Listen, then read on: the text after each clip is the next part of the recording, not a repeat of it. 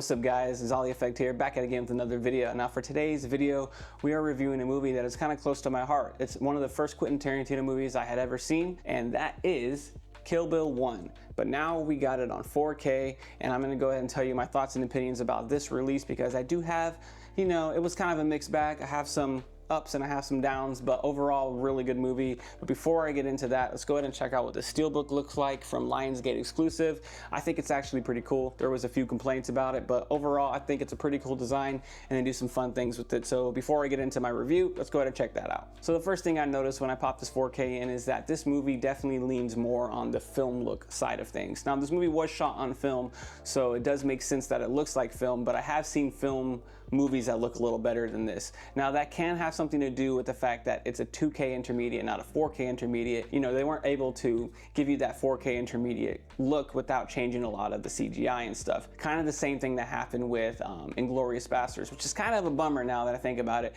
It seems to be that a lot of the Quentin Tarantino movies that are getting released right now have like a 2K upscale, but that's fine. My big gripe is that it leans to the film side. And what I mean by that is that the highlights have like a really bright bloom look to them. There's a lot of halation, and overall there's just it's a really soft image. It doesn't help that it's a 2K intermediate, and honestly Kill Bill 1 is just really soft all around. I had like a handful of issues that I could see just really heavy amount of grain in it, and again it's because it leans into the film look. So I was a little more bummed out. I was excited to like pop this movie in and hopefully get like this new re-envisioning or like whole new experience of watching this on 4K, and sadly it really wasn't a super crazy experience. Overall I thought the colors looked really good. The bride's outfit when she has her fully yellow motorcycle outfit, that really popped. There's a handful of moments where they do like silhouette things with fighting and things. That stuff really popped,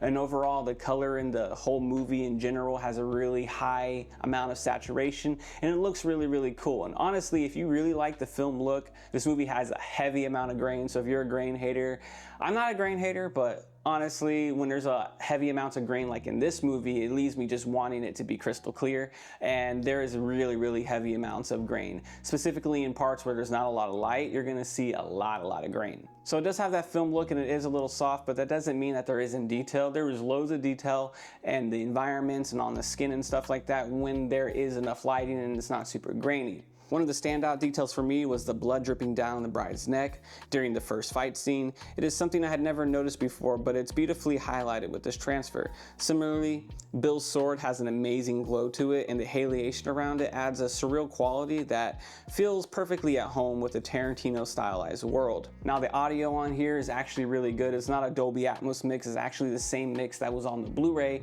but honestly I thought it was pretty good. When the music comes on, it has a really loud, punchy, bassy feel. It really feels like you're almost like in a concert or something, like having the song play in the background. It sounds really good when it comes to that. When there's fight scenes, you hear every single punch, every single crack of like bones, and every single thing just has like a really loud impact sound when it comes to the fight scenes. So I think that the fight scenes overall are super immersive and probably the best part when it comes to sound for this movie. A cool standout moment on this disc, which does have a lot of grain still, but it's an animation scene that they do for Oranishi, and honestly I thought it was pretty cool because I remember watching this when I was younger, and I don't know, I just didn't really take into the idea that this was hand drawn. I guess I just couldn't see all the details of all the line work and things like that, but in this 4K you can really see every little line in the animation. You can really tell all the craftsmanship that went into the hand drawn animation of this scene, and honestly it was a really cool way to re-experience that scene. I hadn't seen it like that, and also the color on this part in general really pops as well. Like I said though, the transfer isn't without its flaws. There are moments where the image feels overly soft, especially around the edges and details in faces. Sometimes it becomes muddy and they lose their sharpness. This isn't a disc I would use to showcase a 4K reference quality to someone.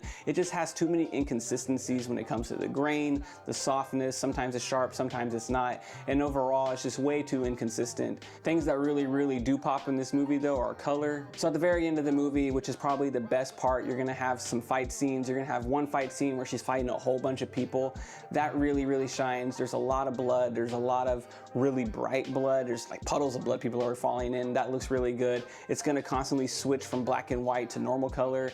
And honestly, those are like one of the few scenes where the heavy grain amount actually looks really cool and kind of grindhousey. When she fights Oranishi at the very end in the snow area, that part is really nice when it comes to the blues, and then you have some really good black levels at that moment as well. The way just the snow contrasts with the blues and the dark like sky and the backdrop and everything looks really nice, and that one is definitely one of the more standout scenes in the movie. Overall, Kill Bill Volume 1 disc may not be the sharpest transfer out there.